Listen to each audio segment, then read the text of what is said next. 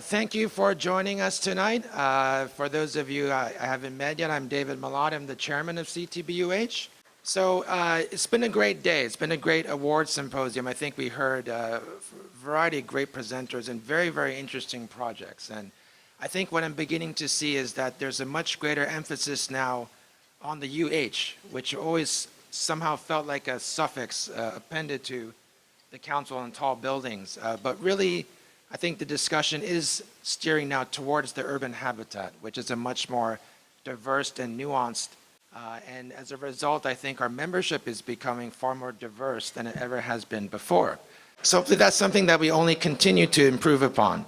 Our first award winner tonight, which is the Lynn Beedle Award, Lifetime Achievement Award, is our First Lady recipient of that award. But probably more importantly than the fact that she's a lady, she's also the first urban planner who has won this award.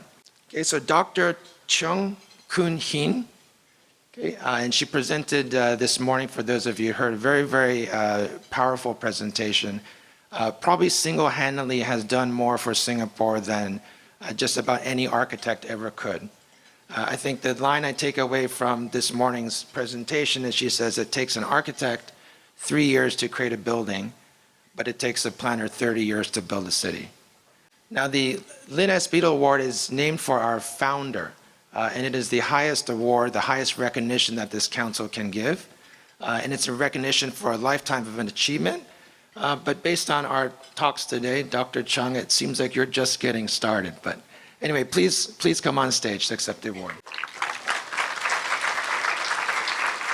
First, I'd like to thank the council for actually giving this award to an urban planner and also a government urban planner. I think it's a first, and I'm really feel very privileged and honored that you have given this award to someone like me. But I like to say that planning is really a collective activity, and it is not a one-man show, because a city is so complex. I just want to say that planning is very much imagine the scene, you know. This is my favorite scene. You have a beautiful lake surrounded by mountains, and you have this duck swimming in the lake, and everything is calm, and it's all wonderful, right? But when you look underneath the water, the duck is paddling very hard to stay on the lake in this nice scene. So planners are like that. We keep the city running. We try to keep everything nice and smooth. And if you enjoy the city, it means the planners are paddling very hard. So thank you very much for this award. Thank you.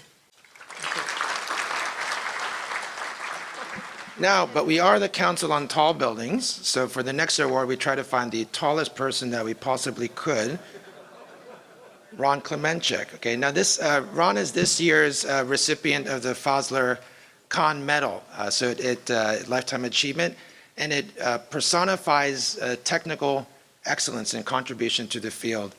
Ron also, in addition to being an amazing engineer, was also a former chairman of the council, and largely credited, I believe, for creating the modern council along with Anthony Wood. So we all owe him a great debt of gratitude. Thank you, Ron.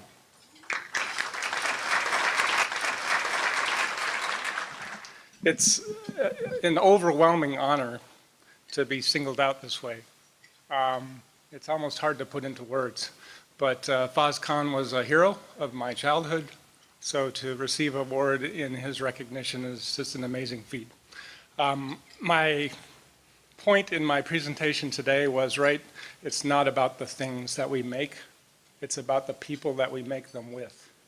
And so many of you have been influential in my career, have participated, challenged me, inspired me. So thank you all for making my journey very amazing. There's one person who made it all possible, and that's John Magnusson. And so, John, I want you to come up here. So John and I have been colleagues and business partners. He's been my mentor and my friend for 25 years. And John says, engineering is a team sport. And we've been teammates for 25 years. So thank you from both of us.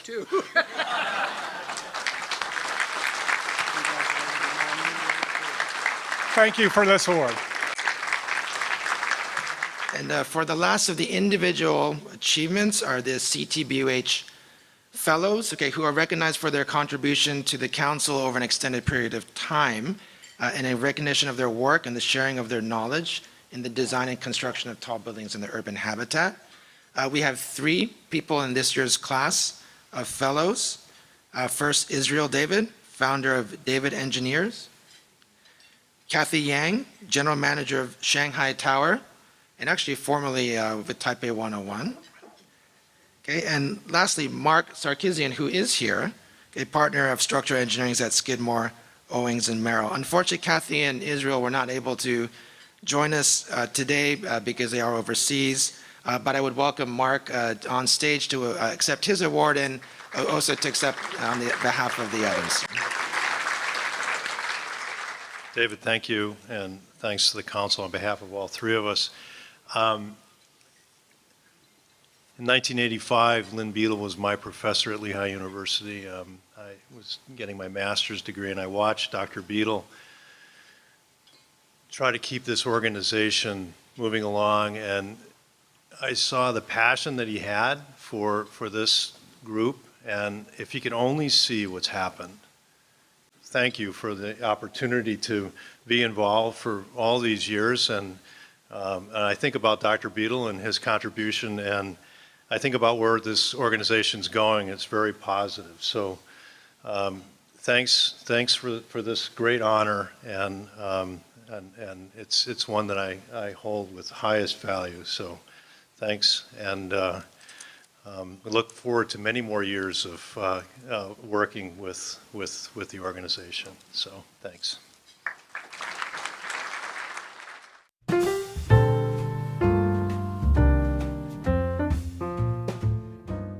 Thanks to the council for an award that I think is maybe in some ways a testament to incremental progress.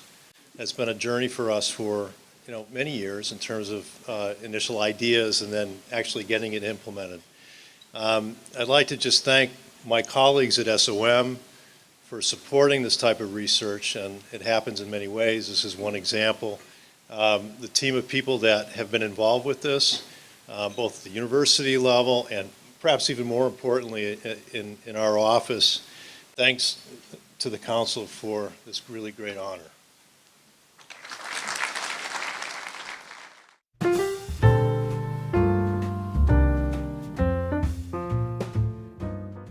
For those of you who attended this afternoon's presentation of mine, no, I'm running out of souvenirs. There are no more damper baby up here, but you are so welcome to visit Taipei 101. We are making this business a green business. We believe in going green while doing good things. I want to invite Freda Tai, who is the general manager of the tower, talking about diversity.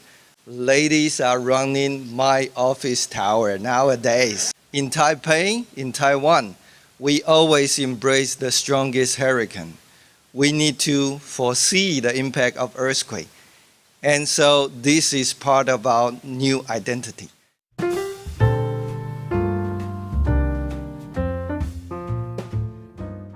When Hearst set out to build this building and they hired Lord Norman Foster to design it, it was really to do just that, to create an iconic, contemporary building above the historic base and create something really special. In some ways, in a lot of ways, in almost every way, it's a metaphor for the Hearst Corporation. We're very grounded in the history and the legacy of William Randolph Hearst and the corporation that he created, but we're also very progressive looking to the future. And the building, when it was first built, won a few awards. But this one, 10 years later, says actually so much more, because it says that what we set out to do, we're accomplishing. I won't say we accomplished. I'll say we're accomplishing. And that's really very, as I said before, validating.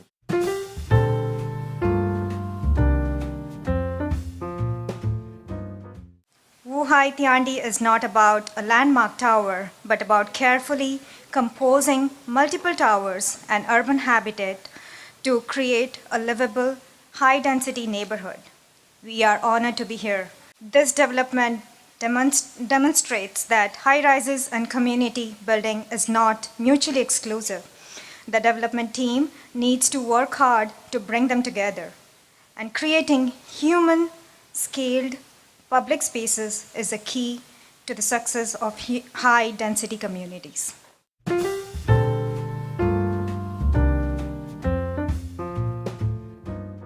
So on behalf of the project team, we just want to thank all of the people and companies that worked very hard to make this very unique building come to fruition. And we'd like to thank the council for the award.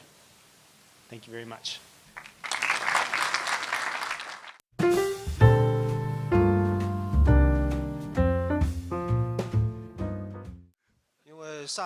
We have as many people, as big the crowd as the Shanghai Tower, the size of Shanghai Tower.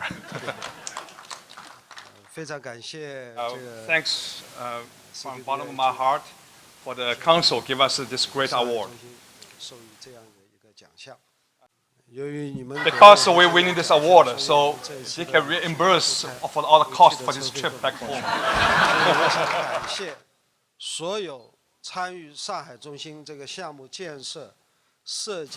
Finally, he wants to thank everybody and all the organizations, companies involved in the design, construction, and the management of this project. Because all of your guys' effort so make this great project happen. Thank you very much.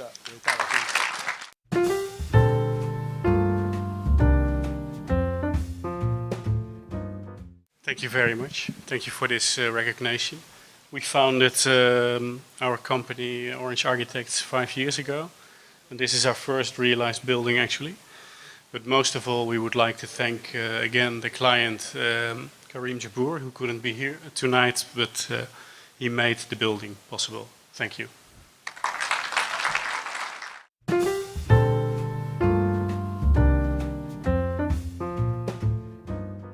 We're very proud of this. I'd like to thank you. I'd like to thank the council. I'd like to thank Jean-Noël, who made it possible. And I would like to thank Anthony's friend who dragged him to Cyprus and discovered the building. Thank you very much.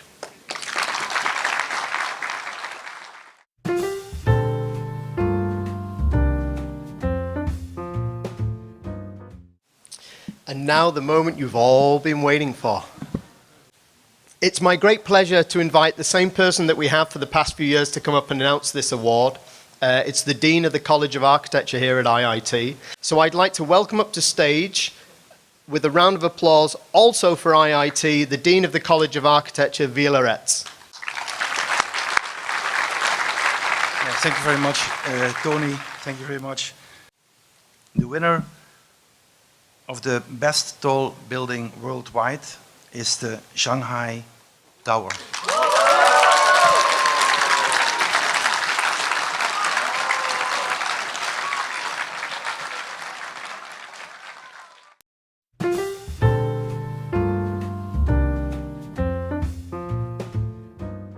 You know, if you haven't worked it out, I'm a total control freak. This is the first thing in 10 years that I've not been in complete control about.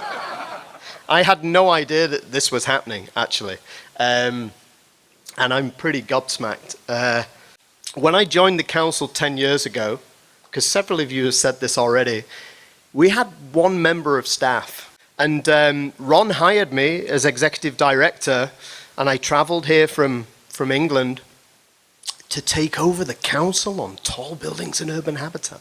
It was an exciting moment. And I got here, and I inherited a completely empty room. There was nothing in it. The first thing I did was I went to IKEA and I bought some furniture and I put it up myself. There was a storeroom with 40 years of dusty archives, but there was nothing here. And after a few days of this, I called Ron and I said, "What the hell are you doing? What have you done? This is not fair." And he said, "Well, Anthony, if I'd told you, you probably wouldn't have come." And then he said, "But let me tell you something that I don't tell people commonly. He said the council at that time is like the wizard in The Wizard of Oz. In the final scene, they get to the Green Palace or whatever, and it's this big, all-booming, powerful voice. And you pull back the curtain, and it's one person pressing all these buttons and pulling all these levers.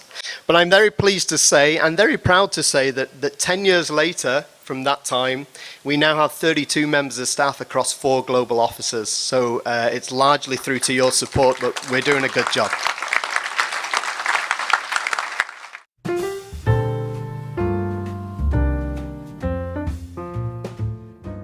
Some years it follows the jury vote and some years it doesn't. I would remind people that this is predominantly a USA audience, but not taken away from a fantastic project that could easily have been the worldwide winner, and so could White Walls and so could Shut the Cube.